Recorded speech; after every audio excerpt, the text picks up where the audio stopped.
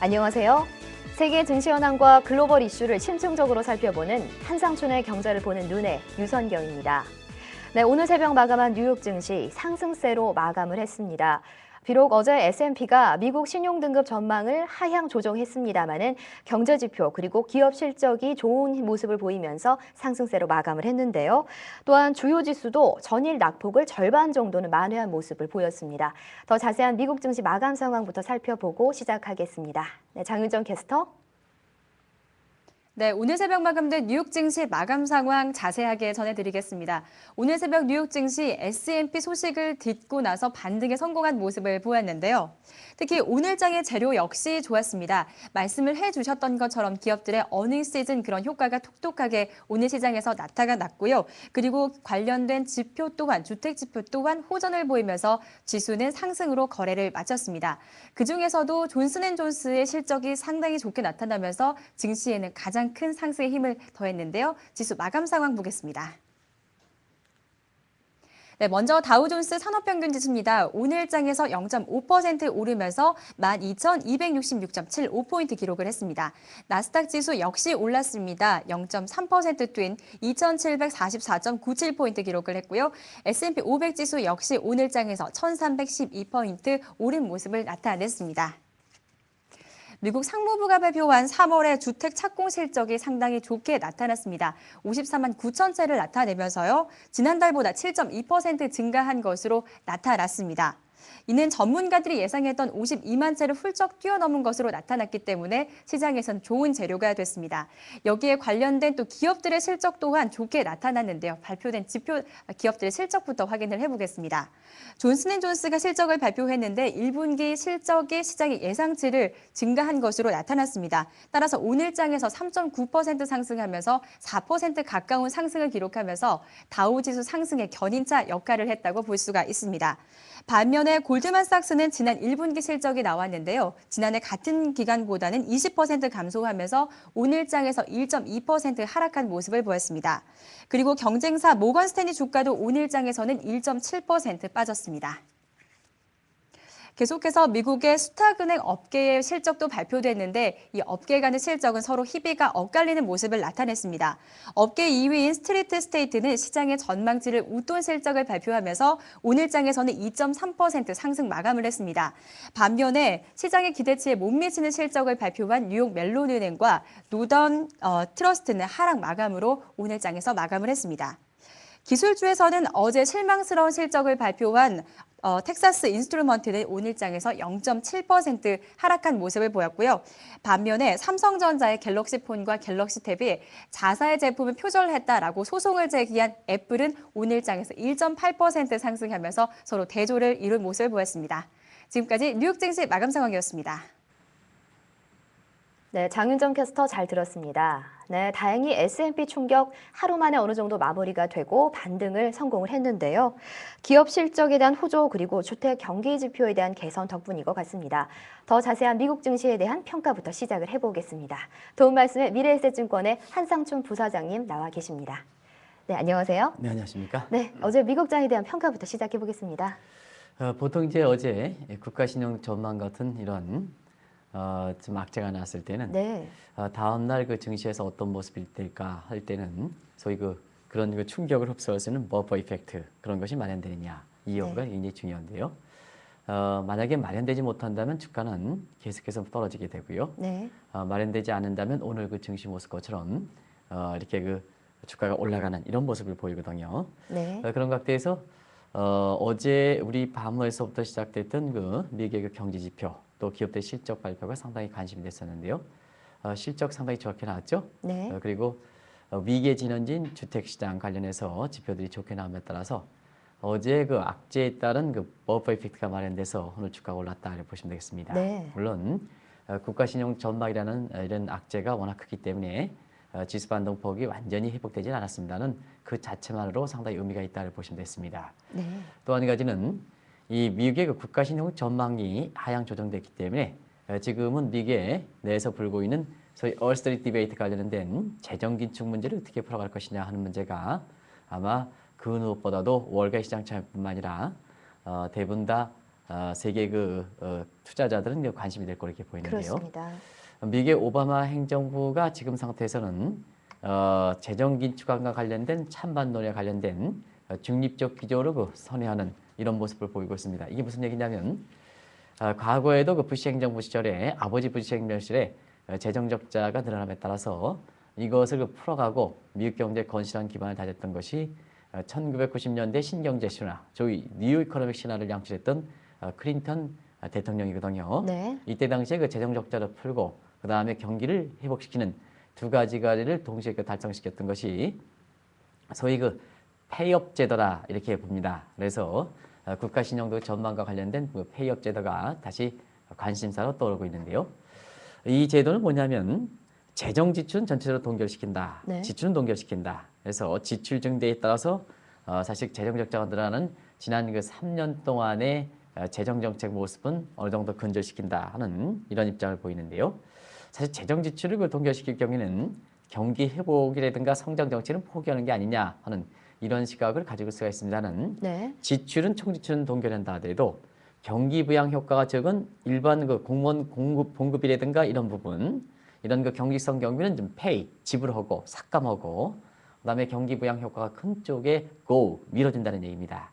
그러면 전체적으로 재정 지출 속에 지출 내역을 경기 부양 회복이 좋은 쪽으로 사실 밀어줄 경우에는 미국의 성장은 더해지고 그다음에 누님 말씀드렸습니다는 경기 회복과 함께 재정 수입이 증가되다 보니까 결과적으로 재정 적자 국가 채무는 줄일 수가 있다는 얘기거든요. 네. 그래서 오바마 행정부에서 대선을 앞두고 사실 또 미국 국민들이 대부분 다 바라는 경기 회복이라는 문제를 풀어가면서 사실 재정 적자라든가 국가 채무가 이미 위험 수위에 도달해서 세계 3대 신용평가의 하나인 S&P사가 국가 신용 전망을 조정하는 이러한 그 위험 수위까지 왔다 보니까 네. 그 문제도 함께 풀어가는 쪽으로 지금 그 나옴에 따라서 오늘 앞서 말씀같이 머버 이펙트가 마련된 상태에서 재정 긴축안에 대한 재정 적자 부분에 대한 어떤 경기 회복과 적자를 같이 풀어갈 수 있는 이런 그 제도가 나옴에 따라서 네. 시장의 시장 심리를 이렇게 호전시켰다고 보시면 되겠습니다. 네. 결과적으로 보면 머버 이펙트, 그 다음에 페이업 제도 이런 거에 따른 미국 증시의 반등이다 이렇게 보시면 되겠습니다. 네, 미국 증시가 반등한 이유까지 자세히 들어봤습니다. 네, 다음으로는 이머징 마켓이죠. 브릭스 시장의 움직임 살펴보겠습니다. 그동안 약세를 보여왔던 브릭스 시장, 희비가 엇갈린 모습 보이고 있는데요. 더 자세한 사항 살펴보겠습니다. 장윤정 캐스터. 네, 계속해서 이머징 마켓 마감 상황 전해드립니다. 중국 증시를 제외하고 나머지 이머징 마켓은 반등에 성공한 모습인데요. 먼저 상하이 지수부터 확인을 해보겠습니다. 네, 상하이 지수입니다. 어제장에서 1.9% 이상 하락하면서 2,999.04포인트를 기록을 했습니다. S&P 여파로 글로벌 증시가 하락한 것에 여기 동조를 하면서 지수는 하락으로 마감을 했습니다. 여기에 중국 정부가 긴축 기조를 당분간 유지할 것이다라는 전망이 나오면서 투심은 좀 더 위축된 모습을 보였는데요. 업종별 흐름 자세하게 살펴보겠습니다. 최근 강세를 보였던 보험과 증권, 은행주가 약세를 나타냈습니다. 그리고 최근 또 금속 가격이 하락하면서 관련 업종이 일제히 하락하는 모습을 보였고요. 또 부동산 규제가 계속해서 지속될 것이다라는 이런 전망이 나오면서 부동산주도 약세를 보였습니다. 반면 어제장에서는 유일하게 또 상승한 종목이 있었습니다. 가전 업종만 유일하게 상승을 했는데요. 1분기 실적이 개선된 것으로 나타났고 크레디트 스위스가 투자 의견을 상향 조정하면서 유일하게 상승한 업종이 됐습니다. 계속해서 H지수 보겠습니다. 홍콩 H지수 역시 하락을 했습니다. 1.2% 내리면서 13,246포인트에서 어제장을 마감을 했습니다. H지수 역시 미국에 대한 영향 시장에 그대로 받으면서 이 재료가 악재로 작용을 했는데요. 여기에 국제유가와 금속 가격이 하락하면서 관련주가 일제히 내림세를 기록을 했습니다. 그리고 중국 정부 규제에 대한 우려 때문에 부동산 관련주가 어제장에서는 일제히 약세를 기록을 했습니다. 계속해서 인도 보베스파 지수 확인하겠습니다. 인도 센섹스 지수입니다. 인도 센섹스 지수 어제장에서는 0.1% 올랐습니다. 따라서 19,121포인트에서 어제장을 마감을 했습니다. 3위 은행인 HDFC가요, 예상을 웃돈 실적을 발표하면서 반등에 성공을 했고요. 그리고 정보통신주가 큰 폭으로 오르면서 지수 상승에 견인차 역할을 했습니다. 반면에 소비재 업종은 어제장에서 약세를 기록했습니다. 계속해서 러시아 RTS 지수 확인하겠습니다. 러시아 지수 역시 올랐습니다. 1.9% 거의 2% 가까이 상승 흐름 보여주고 있고요. 1988.12포인트에서 장을 마감을 했습니다. 어제 증시 낙폭에 따른 반발 매수세가 시장에 유입이 되면서 지수 상승을 뒷받침한 모습을 보였습니다. 3월의 신업률이 그리고 지난달보다 축소됐다라는 소식이 시장에 긍정적으로 작용을 했다라고 보시면 될 것 같습니다. 그리고 업종별 흐름을 보시면요. 금융과 기초소재 대부분 업종에서 강세를 나타냈습니다. 마지막으로 브라질 보베스파 지수 확인하겠습니다. 보베스파 지수 역시 1% 이상 오름세 기록했습니다. 66,158.09포인트에서 오늘 장을 마감을 했습니다. 3월의 실업률이 역시 예상치를 밑돈 것으로 나타나면서 투자 심리가 개선된 것으로 나타났습니다.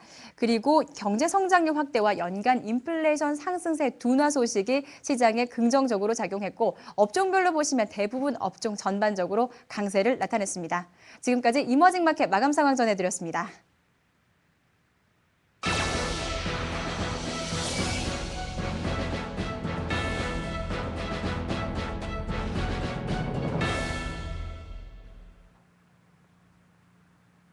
네, 마침내 국제금값이 장중한데 1,500달러를 돌파를 했습니다.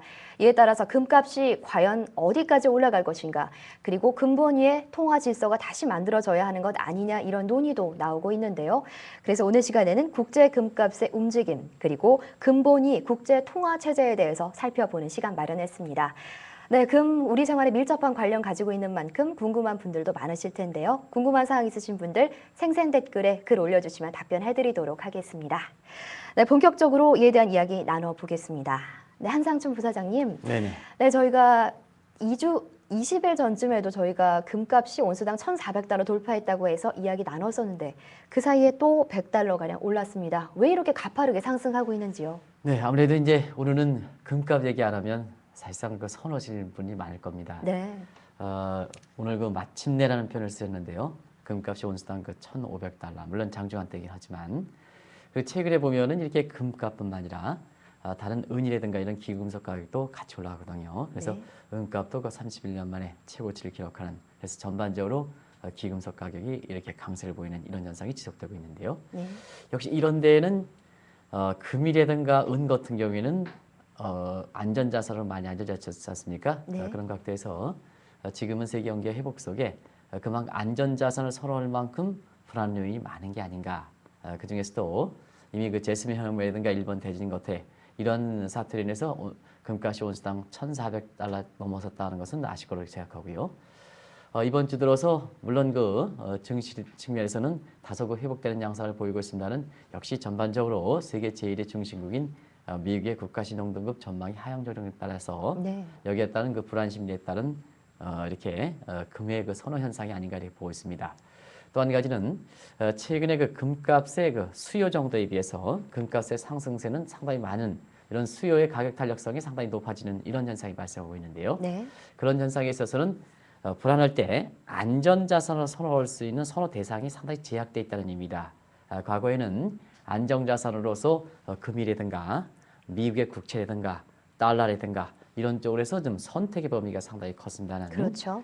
최근에 보면 미국의 위상이 좀 떨어진과 함께 미국의 국채라든가 미국의 통화가 사실 안전자산으로서 그렇게 크게 신뢰를 못 받는 상황이거든요. 네. 그러다 보니까 자연스럽게 불안 심리가 나오면 안전자산으로서 금이라든가 기금속에 쏠림 현상이 나타나는 과정에서 이게 금값이 치민다 이렇게 보시면 됐습니다. 네. 또 한 가지는 지금 세계적으로 보면은 신흥국 인플레에 이어서 사실상 선진국들도 인플레 문제가 봉착돼서 지난번에 유럽의 금리도 올렸다 하는 것을 말씀드렸는데요.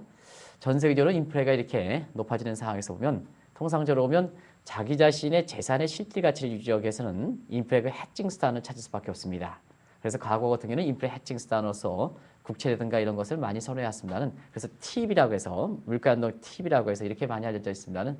최근에는 이것이 제 역할을 하지 못함에 따라서 실물 자산을 선호하는 인플레 해지를 위한 실물 자산을 선호하는 금과 같은 이러한 실물 자산을 선호하는 과정에서 금값이 치민다 이렇게 보시면 됐습니다. 네. 또 한 가지는 이 금과 가장 안정자산으로 밀접한 관계, 대체 관계가 유지했던 것이 우리 이제 소비경제학에서 대체제다 이런 표현을 쓰는데요. 유지했던 것이 금과 미국의 그 달러인데요. 아시겠지만 달러가 위상이 좀 떨어지는 상태에서 그렇습니다. 금에 대한 그 쏠림 현상이 나타난다 이렇게 보시면 됐습니다. 결과적으로 보면 지금의 금값은 복합적 요인에 의해서 가격이 상승한다 이렇게 보시면 됐습니다. 네, 그렇다면 앞으로는 어떻게 보십니까? 계속해서 상승할 것이라고 보시는지요? 네, 현 시점에서 보면은 금값 전망과 관련해서 극단적인 이렇게 낙관론과 극단적인 비관론이 있는데요. 지금 상태에서 급등설은 이미 뭐 아시겠습니다는 이렇게 금값이 올라가면 의뢰권 뭐 온스당 2,000달러는 그냥 불러버리지 않습니까? 네, 그렇습니다. 그렇기 때문에 온스당 2,000달러를 넘어갈 것이다 하는 시각. 일부에서는 뭐 3,000달러를 넘어갈 것이다 하는 이러한 극단적인 이런 그 낙관론이 있는가 반면에 지금의 국제 금값은 사실 어떻게 보면 시장이 왜곡된 상태에서 다른 시장이 받쳐주지 못한 상태에서 시장에 왜곡되고 여기에 따라서 글로벌 유동성이 많이 풀린 상태의 쏠림 현상이다 보니까 네. 이런 문제가 풀어지면 정상적으로 온스당 1,000달러 밑으로 떨어질 것이다 하는 이러한 그 극단적인 비관론이 있습니다. 그러나 시청자 여러분께서 앞서 제가 말씀드렸던 금값의 상승 요인을 보면 이 일시적 현상이 아니라 대부분 다 구조적 성격을 갖고 있고 그렇습니다. 추세적 성격을 갖고 있기 때문에 당분간 금값의 고공행진은 지속되지 않겠나 이렇게 보고 있습니다. 네. 그리고 중장기적으로 보면 지금 이제 거론되고 있는 금을 모든 통화를 금과 연계시키는 제2의 브레튼 우즈 체제 이런 것도 저릭이 주장했는데요. 이 채택 여부에 따라서 금값의 중장기적인 가격이 결정될 것으로 이렇게 네. 이제 보는 시각들이 강하다 이렇게 보시면 됐습니다. 네. 그렇다면 지난번에도 이야기했습니다만 금과 관련된 세 가지 상황 이야기 안 할 수가 없거든요. 뭐 슈퍼 스파이크나 슈퍼 사이클 그리고 퍼펙트 스톰 이에 관한 상황 일어날 우려 어느 정도로 보시는지요? 네, 일단은 뭐 3주 전에 좀 말씀드렸습니다. 네. 이 슈퍼 스파이크라는 것은 배구 선수 이제 강만 선수가 이렇게 스파이크 속도가 상당히 강하지 않습니까? 네. 이와 마찬가지로 금값의 상승세가 상당히 빠른 것을 슈퍼 스파이크다 이렇게 표현을 쓴다 하는 것은 잘 아실 거로 이렇게 보이고요. 그다음에 슈퍼 사이클은 가격의 상승 부분이 오랫동안 지속된다. 그래서 네. 이것을 슈퍼 사이클이다 이렇게 보시면 되겠습니다. 그리고 퍼펙트 스톰, 퍼펙트는 모든 것, 스톰 폭풍을 친다. 그런 각도에서 지금은 기금속에서 보면 금, 은 모두가 이렇게 그 가격이 올라가는 이런 그 퍼펙트 스톰 이런 현상을 얘기하거든요. 네. 그런 각도에서 이런 세 가지 현상이 원자재 가격, 상품 가격의 상승 국면인가 아닌가 판별하는 데 있어서 굉장히 중요한 요소인데요. 지금은 정도 차이가 있을 망정 세 가지 현상이 모두가 발생되는 것이 아닌가 생각합니다. 네. 이미 그 시청자분께서도 금값이 오른다 하는 것은 벌써 1년 이상 이렇게 지속되고 있는데요. 그렇습니다. 이런 각도에서 보면 슈퍼 사이클 국면이 나타나는 현상이고요. 또 한 가지는 우리 20일 전에 온스당 1,400 돌파할 때 이렇게 말씀드렸습니다는 네. 사실 그 불과 20일 만에 온스당 1,500달러 되는 것은 금값의 상승세가 상당히 빠르다 이렇게 보시면 되겠습니다. 네. 그래서 슈퍼 스파이크 현상도 발생하고 있다 이렇게 보시면 되겠고요.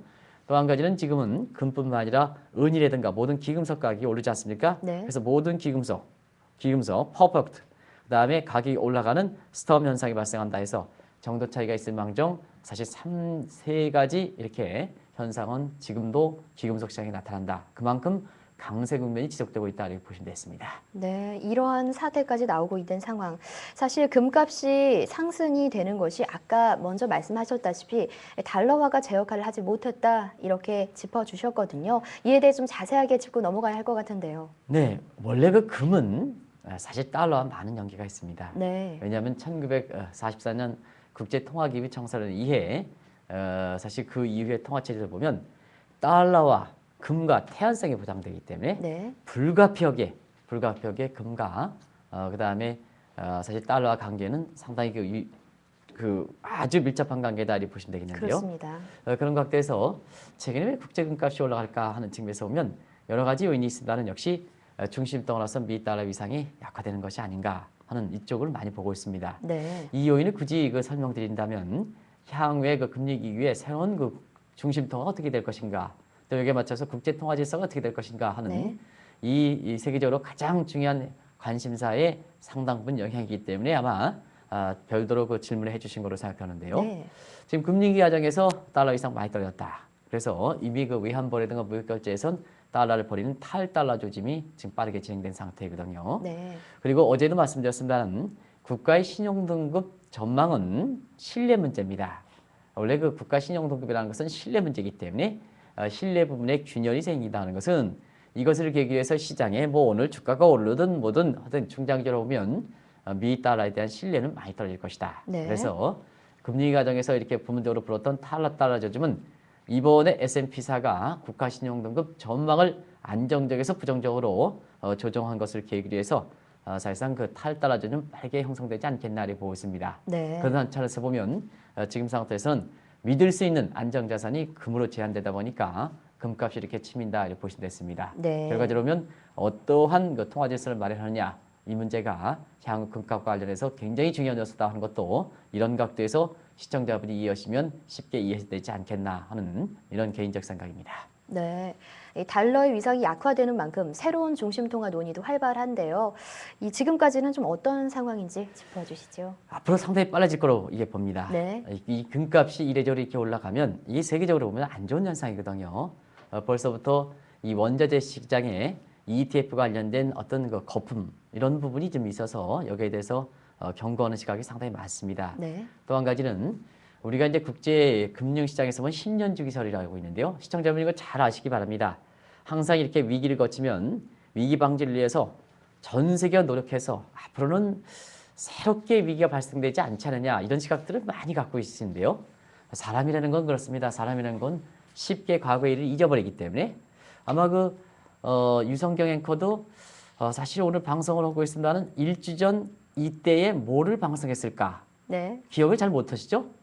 그렇죠? 네, 사람입니다. 그게. 그래서 통상적으로 보면 개인적으로 강의를 좀 많이 하고 있는데요. 강의 때는 그 내용에 대해서 잘 아시다가도 막상 강의를 떠나면 그 내용을 싹 잊어버리니까 실제 액션 플랜, 행동을 하지 않는 사람들이 많거든요. 네. 결과적으로 그것이 재테크의 성패를 가늠하는 중요한 그 요인이다 이렇게 보시면 되겠는데요. 왜 굳이 이 말씀을 드리냐면 지금 그 중심통화로서 거론되는 부분은 이미 말씀드린 적이 있습니다. 그래서 미 달러를 대변할 수 있는 중심통화는 지금까지는 투 트랙 상태로 이렇게 네. 투 트랙 상태로 이렇게 네. 거론되어 왔거든요. 그래서 하나의 그 큰 줄기는 글로벌 차원에서 라틴어를 지불하는 테라 논의, 그다음에 중국이 주장하는 IMF의 SDR 문제, 네. 이런 문제가 이제 중심통화로서 거론되어 왔고요. 지역별 차원에서는 각 지역 블록별로 단일 통화를 도입하는 문제, 예를 들어서 유럽 지역의 유럽과 마찬가지로 이 문제를 해서 두 가지 방향으로 제시되어 왔는데요. 이번에 그 국가 신용등급의 그 전망을 하향 조정한 것을 계기로 해서 아마 이러한 그 논의는 상당히 빨라지지 않겠나 이렇게 보고 있습니다. 특별히 국제 금값과 관련해서는 지난해 그 로버트 조릭이라는 세계은행 총재가 주장했던 향후의 새로운 국제 통화 질서는 금과 연계된 브레튼 우즈 체제가 바람직하다 하는 네. 이런 시각에서 당시에도 금값을 상당히 치밀게 했던 이러한 그 제2의 브레튼 우즈 체제, 네. 이 논의가 앞으로 어떻게 진전될 것이냐 여부 관련해서 향후의 금값의 고공행진의 지속 여부가 결정되지 않겠나 이렇게 보고 있습니다. 네. 결과적으로 보면 중심통화 논의는 금값 논의와 아주 밀접한 관계가 있다. 역사적으로. 그리고 지금까지도. 그리고 앞으로도. 그래서 여러분이 그 중심통화 논의, 새로운 국제통화 질서의 논의 이런 것은 향후의 금과 같은 재테크 관련해서도 상당히 주목할 필요가 있다 이렇게 보시면 되겠습니다. 왜 그러냐면 이 중심통화 이게 국제통화 되냐면 여기 이제 이렇게 게시판에 올리더라도 네. 좀 복잡하기 때문에 이렇게 그 시청자분이 그 클릭스를 좀 잘 안 하시는 것 같아요. 네. 근데 그게 가장 중요한 내용입니다. 어려우시더라도 가장 중요한 내용이기 때문에 그걸 열심히 읽어보셔야 되거든요. 근데 이제 당신이 피부적으로 와닿는, 그래서 제가 이제 이렇게 이 방송에서 시청자분의 가장 관심을 끌 수 있는 이런 방송은 쉽게 올 수가 있습니다. 이런 그 경제 이론 기초대로 하지 않고. 네. 왜냐하면 예를 들어서 내일 뭐 20% 갈 수 있는 종목이 있다. 종목 한 종목만 딱 찍어드리면 아마 이거 30분 방송할 필요 없을 겁니다. 그럼에도 불구하고 클릭수는 많을 거라고 봅니다. 근데 그렇게 해서 돈 버는 것은 버는 사람이 없습니다.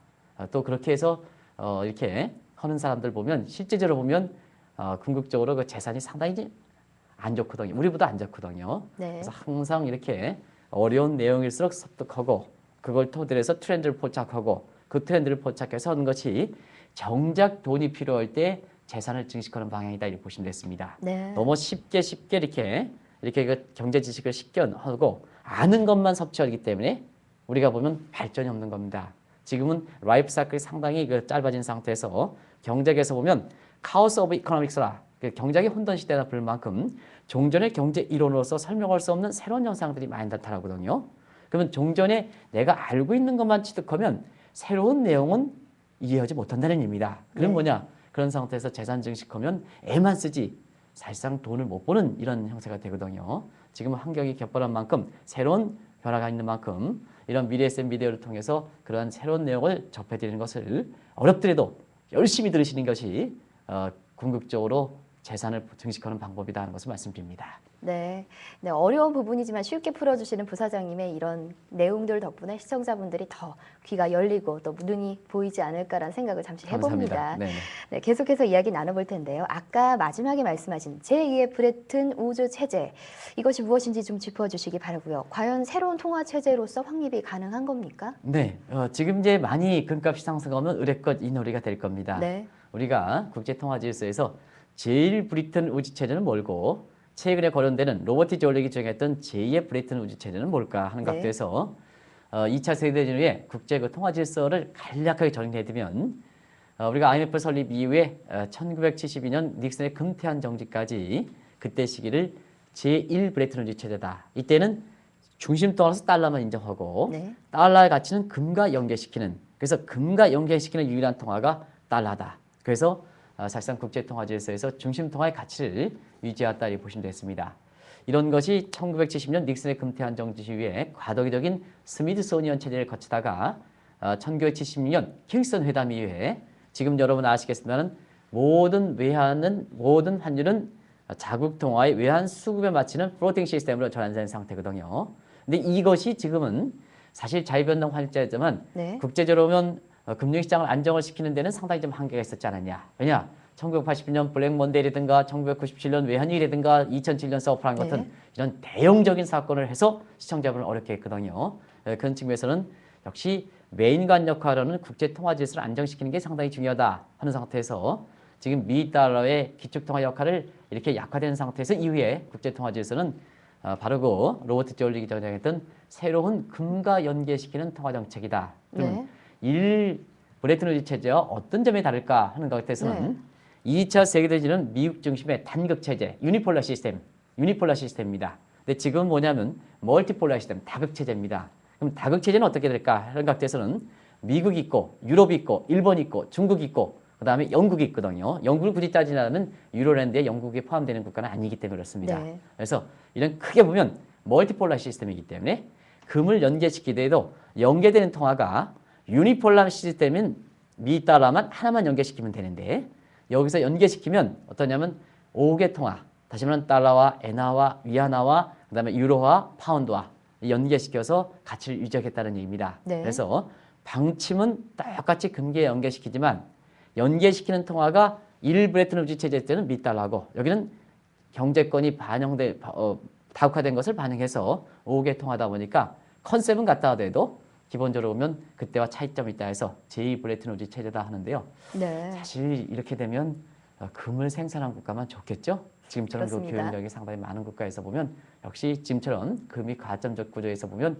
금을 모든 그 결제 통화 연관시키다 하면 네. 역시 금을 갖고 있는 국가들이 굉장히 좀 유리하기 때문에 이게 현실성 없는 이런 그 제도다 해서 지금은 사실 그 논의에 있어 보면 그렇게 쉽게 공감대가 형성되지 못한 상황입니다. 아무튼 네. 금값이 이렇게 올라가면 금을 본위로 한 제2의 그 브레튼 우즈 체제는 계속해서 논의할 것이다 하는 것을 말씀드립니다. 네, 그렇군요. 우리나라도 금 보유량이 많지는 않은데요. 네. 어떤 면에서 볼 때는 이거 실현 가능성은 좋지 않은 것 같기도 합니다. 또 저희 댓글로 글 올려주신 분이 계시는데요. 네, 퀸장님의 질문이 하나 있습니다. 네네. 네, 1년여 전에 국제 금값이 1,300에서 1,400달러로 한참 급등할 때 유가 그리고 원자재 상품 가격도 같이 관심이 쏠렸었는데요. 지금은 어떤 상황인지 비슷하다고 볼 수 있는지 궁금합니다. 네, 그때 상황과는 그렇게 차이가 없습니다. 네. 왜냐하면 그때 이후에 이렇게 그 국제 상품 시장이 역시 대체성이라든가 보안성 여부와 관계없이 지금 전체적으로 보면 기금속화 시장이 이례적으로 강세가 이렇게 보고 있습니다는 네. 이 원유 시장이라든가 이런 상품 시장도 이례적으로 강세가 지금 보이고 있지 않습니까? 오늘도 유가가 좀 올라가는 측면이고요. 그다음에 농산물 가격도 이상 기온이라든가 이런 것 때문에 좀 전체적으로 강세를 유지하는 이러한 그 현상이 발생하고 있는데요. 사실 그러면 1년 전에 비해서 상황이 이렇게 바뀌지 않았는데 1년 전에 비해서 상황이 공통적 요소를 따지면 아마 시청자분께서 그런 것을 보실 수가 있습니다. 그래서 1년 전에 비해서 지금 비슷한 현상이 나타나는 것은 역시 글로벌 유동성이 많기 때문에 그렇다 이렇게 보시면 되겠습니다. 그래서 항상 지난해 상반기에 출구 전략 논의가 많이 되다가 네. 작년 8월 이후에 세계 경기가 다시 돌아되는 것이 아니라 더블딥 논쟁과 함께 이 출구 전략이 누러지다가 네. 다시 한번 출구 전략이 얘기되기 때문에 1년 전의 상황에 비해서는 글로벌 유동성이 많이 흡수되지는 않습니다. 예. 결과적으로 보면 이런 자금이 철칠 넘치는 과정에서 다른 시장이 상대적으로 좀 지금은 특히 원자재 시장 관련해서 미국의 국채 시장이라든가 그다음에 그 달러 이런 외환 시장이 좀 이렇게 주춤하는 상태에서 네. 지금 상품 시장이 모두가 기금속 그다음에 이렇게 원유 같은 이런 상품 시장, 농산물 시장 관계없이 강세를 보이는 요인이다 이렇게 보시면 되겠습니다. 네, 오늘도 말씀 감사합니다. 정말 여러 이야기 들었는데요. 많은 분들 궁금한 분들 해소가 되지 않았을까 생각이 듭니다. 내일도 좋은 말씀 부탁드립니다. 네, 고맙습니다. 네, 고맙습니다. 네. 네, 오늘도 많은 분들 찾아주셨는데요. 네, 러브미님, 준마님, 꽃한송이님, 미래CEO님 등 많은 분들 오셨습니다. 내일도 많이 와주실 거죠? 저희는 내일 다시 힘찬 모습으로 찾아뵙겠습니다. 고맙습니다.